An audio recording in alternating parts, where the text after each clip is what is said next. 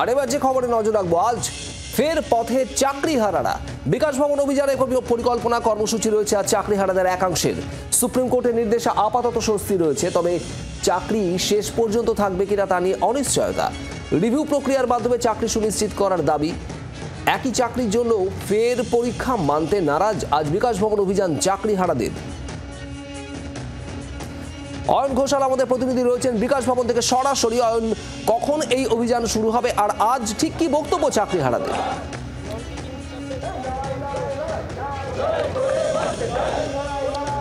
অভিযান শুরুর 3 ঘন্টা আগে থেকে এই মুহূর্তে বিকাশ ভবনের সামনে যোগ্য চাকরিহারা তারা স্লোগানিং করছেন এবং তোমার যে বক্তব্য সেটা হচ্ছে একবার করা চাকরি, সেই চাকরি চলে গেছে, সেই চাকরি ফেরত পাওয়ার জন্য কেন বারবার পরীক্ষায় বসবো, এবং তার সঙ্গে আনুষঙ্গিক অবিলম্বে রিক্রুটমেন্ট অর্থাৎ হারানো চাকরি ফিরিয়ে দেওয়া, এই দাবিতে এই মুহূর্তে বিকাশ ভবনের সামনে আমরা দেখতে পাচ্ছি যোগ্য চাকরিহারা অধিকার মঞ্চ তাদের পক্ষ থেকে এখন থেকেই স্লোগানিং করা হচ্ছে।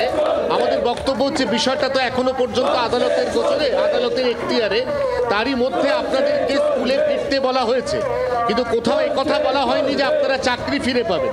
স্কুলে ফেরা আর চাকরি ফিরে পাওয়া এর মধ্যে কি এখনো পর্যন্ত বিস্তর ফারাক লক্ষ্য করছে?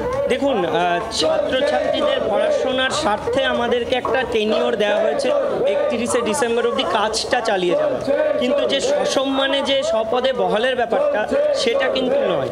এর মধ্যে তো আপনারা 7 তারিখে মাননীয় শিক্ষামন্ত্রীর সঙ্গে দেখা করার চেষ্টা করেছিলেন, দেখা হয়নি?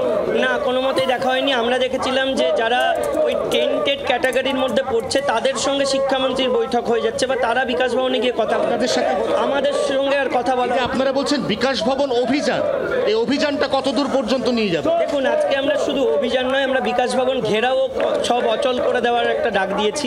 আমরা চাইছি যে শিক্ষা দপ্তরটা তো ঘুঘুর বাসা হয়ে গেছে। তাই বেলা 12টা বিকাশ ভবন ঘেরাও এবং বিকাশ ভবন অভিযান, অর্থাৎ যে দাবিগুলো রয়েছে তা নিয়ে সুস্পষ্ট লিখিত সম্মতি আশ্বাস এটা রাজ্যের শিক্ষা দপ্তরকে দিতে হবে, নাহলে এমনিতেই বিকাশ ভবনের সামনে 9 দিন ধরে শান্তিপূর্ণভাবে অবস্থান চলছে।